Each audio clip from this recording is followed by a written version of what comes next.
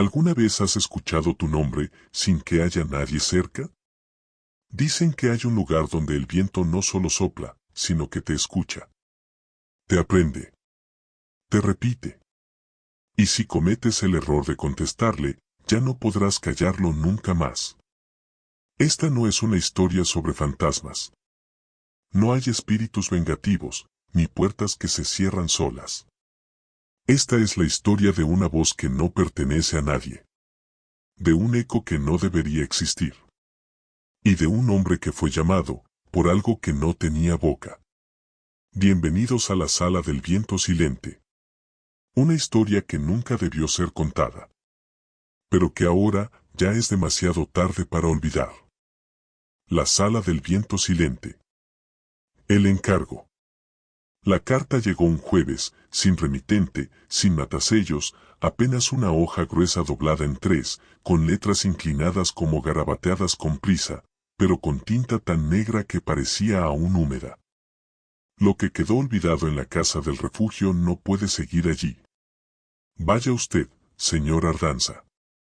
Vaya antes de que el viento empiece a hablar. Cristóbal Ardanza no era un hombre que se dejara impresionar por misterios literarios. Tenía la espalda curva de cargar estanterías enteras de archivos durante décadas y una mirada que había visto lo suficiente como para saber que el verdadero terror, por lo general, llegaba con firmas oficiales y sellos notariales. Sin embargo, algo en esa carta lo obligó a mover las piezas de su aburrida rutina.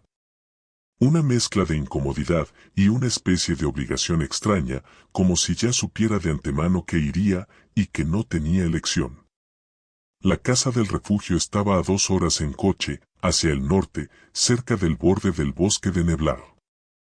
Había sido un albergue para enfermos terminales en los años 40, dirigido por una congregación de monjas que, según los registros, simplemente desaparecieron una noche de octubre sin dejar rastro. Cristóbal recordaba vagamente haber leído sobre eso en un caso archivado como inconcluso, algo que siempre le había molestado, los finales abiertos, los huecos legales, los testimonios cortados a medias. Sin más que un portafolio, su grabadora y un par de linternas, Cristóbal condujo esa misma tarde hacia el refugio. No había lluvia, pero el cielo estaba del mismo color que las cartas de los muertos, gris sucio, como si alguien lo hubiera dejado secar mal. El vestíbulo de los que no respiran. El refugio no estaba completamente abandonado. La fachada se mantenía erguida con una dignidad forzada. Las paredes aún sostenían sus vitrales opacos, y los pasillos conservaban los mosaicos en blanco y negro que recordaban más a una iglesia que a un hospital. Pero el silencio, ese silencio no era normal. No era ausencia de ruido. Era la presencia del viento, sin sonido. Cristóbal caminó con su linterna apuntando hacia el suelo, como si buscara huellas recientes. Cada paso sobre las baldosas parecía despertar ecos que no pertenecían al presente. Ecos huecos, de pasos que no eran los suyos, que caminaban 2 metros detrás, imitando su ritmo con un leve retraso.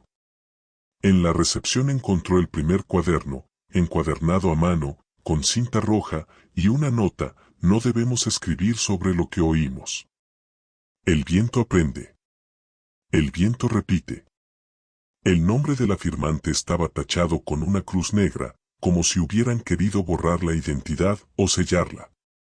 Siguió explorando y en una de las habitaciones, la número 12, halló algo aún más extraño: las ventanas estaban selladas desde dentro con clavos de madera, no para evitar que algo entrara, sino que algo saliera. Las paredes estaban cubiertas con hojas de partitura, pegadas de esquina a esquina. Ninguna melodía era coherente. Eran notas sueltas, sin armonía, garabateadas con desesperación. Y entonces, lo oyó por primera vez. Un susurro. No en su oído. En su nuca. Como si alguien detrás de él acabara de aspirar profundamente y estuviera por hablar. Donde el viento se guarda. Cristóbal no se giró de inmediato.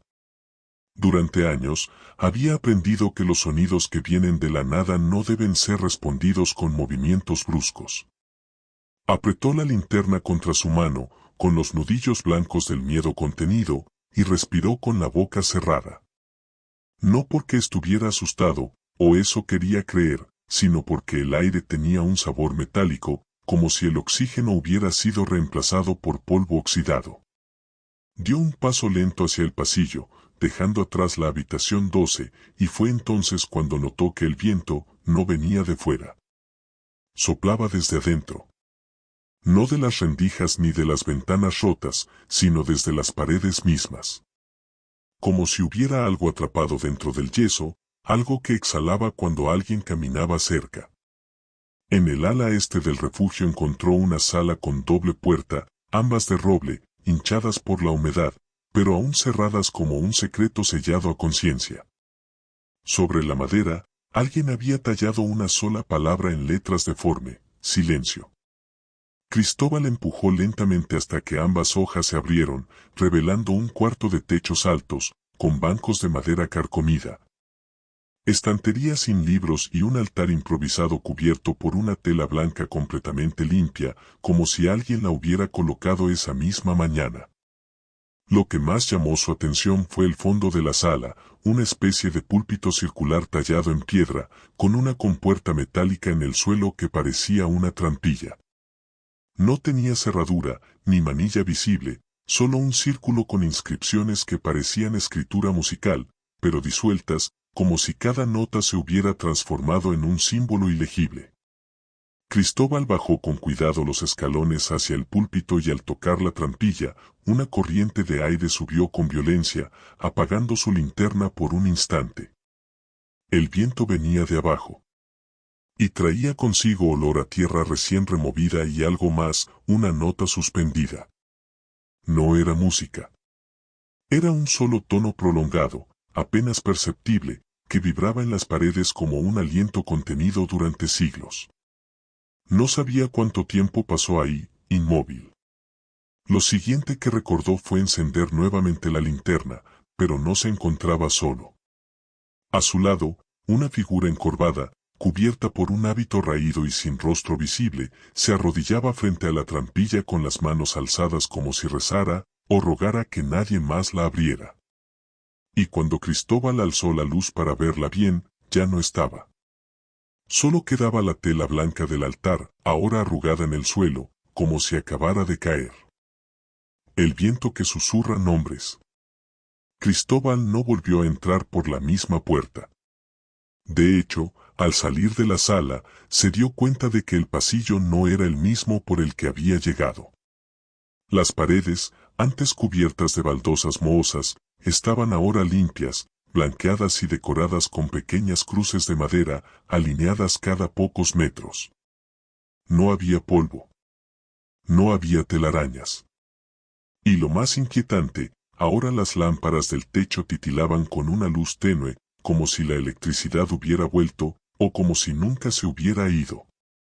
No quería admitirlo, pero lo sabía en el fondo, algo dentro del refugio lo estaba guiando. No lo perseguía. No lo amenazaba. Lo guiaba. Como una fuerza vieja, sin cuerpo ni ojos, que reconocía su presencia. Que lo necesitaba para algo que aún no comprendía. Siguió caminando y el sonido empezó a hacerse más nítido. No era música. Era repetición. Una voz lejana, femenina, pronunciaba palabras cada vez más claras. Como si alguien estuviera leyendo en voz alta desde una habitación detrás de las paredes. Al principio eran solo fonemas inconexos, como sílabas rotas. Pero luego, su nombre. Cristóbal. No gritado, ni susurrado. Nombrado. Como un eco de algo que ya se había dicho mucho antes de que él llegara. Detuvo sus pasos frente a una puerta entreabierta que no parecía formar parte de la arquitectura original. Era de un color más oscuro, con marcas de garras sobre la madera, y un cartel colgante que decía simplemente, Oficina de las Hermanas del Alivio Final.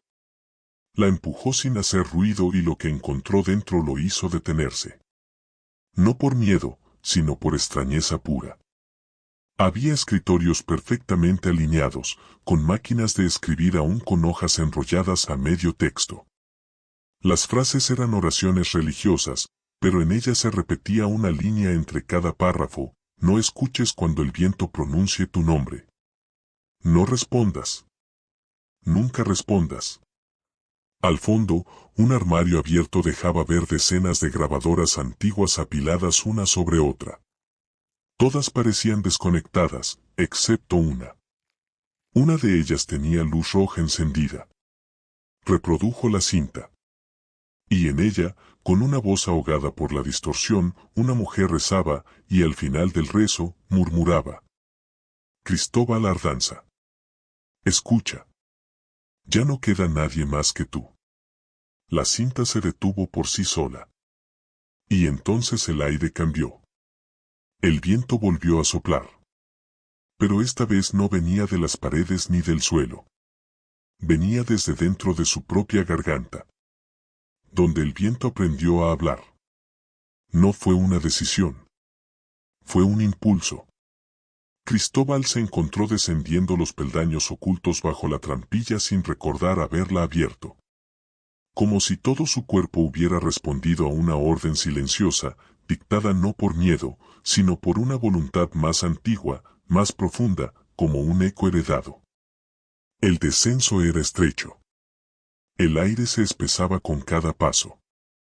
Las paredes del túnel parecían exhalar, como si respiraran a través de poros invisibles. En un punto, la linterna dejó de ser útil. No porque se apagara, sino porque la oscuridad misma parecía devorar su luz. Tuvo que continuar guiado por el sonido, un murmullo constante, como miles de voces rezando al unísono desde un abismo de piedra. Y entonces, el túnel desembocó en una sala circular subterránea. Allí, suspendido del techo por cadenas oxidadas, colgaba un órgano de tubos construido con huesos y madera. Las teclas estaban manchadas, no de sangre, sino de tinta seca.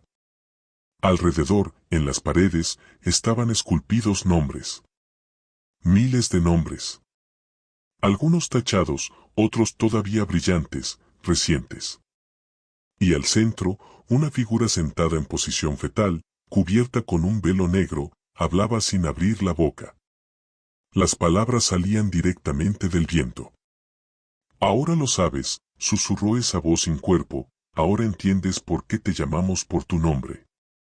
Cristóbal no supo si respondía con la mente o con la voz, pero la pregunta emergió con la misma naturalidad de un bostezo reprimido. ¿Qué soy? La figura levantó la cabeza. No tenía rostro. Solo una superficie lisa y tensa como cuero. Y sin embargo, algo dentro de él entendió. No era una mujer. No era un espectro. Era un eco del primer lamento. La voz antigua que las monjas del refugio habían descubierto por accidente cuando cavaban la cripta bajo el altar, buscando ampliar los pasillos. No sabían que el subsuelo guardaba algo anterior a ellas.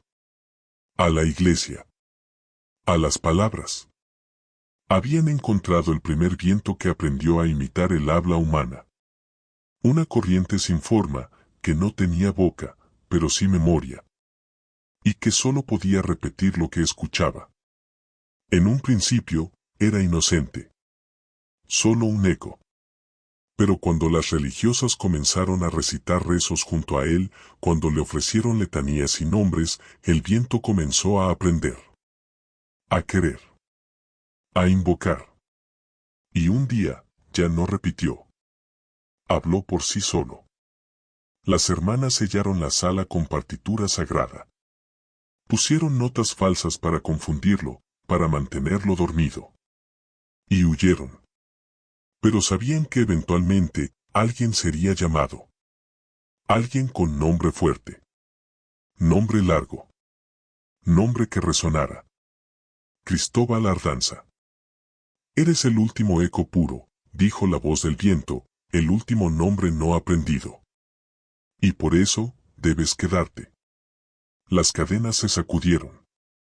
El órgano comenzó a sonar por sí solo, cada nota una sílaba, cada sílaba una palabra. La sala tembló con una lengua nueva, compuesta de todos los nombres que el viento había memorizado. Cristóbal cayó de rodillas. Sabía que si respondía, si decía una sola palabra, el viento lo aprendería también. Lo absorbería. Lo repetiría para siempre. Por eso, cerró los ojos. Y se quedó en silencio. El último eco. Nunca se encontró el cuerpo. Días después, una patrulla de rescate ingresó al refugio tras recibir un aviso anónimo. Dijeron haber hallado señales de ingreso, huellas recientes y restos de equipo, pero ningún ser humano.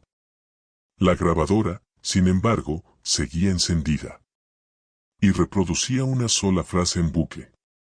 Escucha, pero no respondas. Escucha, pero no respondas. El archivo fue enviado a un instituto lingüístico en Salamanca. Allí, varios expertos en fonética concluyeron que, en la voz que repetía la frase, había no una, sino 3 capas simultáneas. 3 registros distintos pronunciando las mismas palabras, una femenina, una masculina y una imposible de identificar.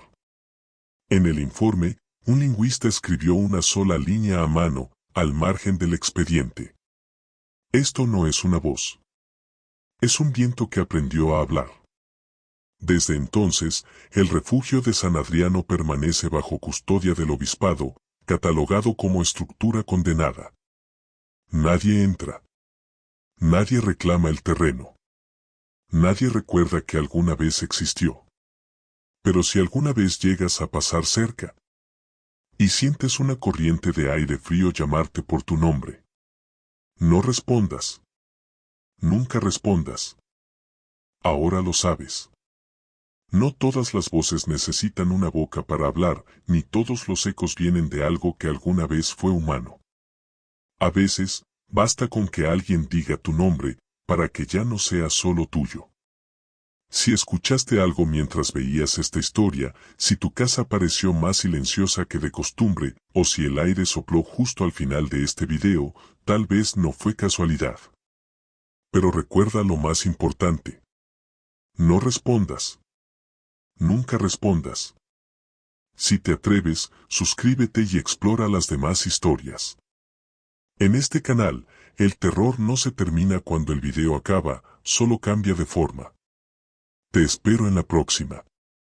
Porque, si estás escuchando esto, es porque ya te escucharon a ti.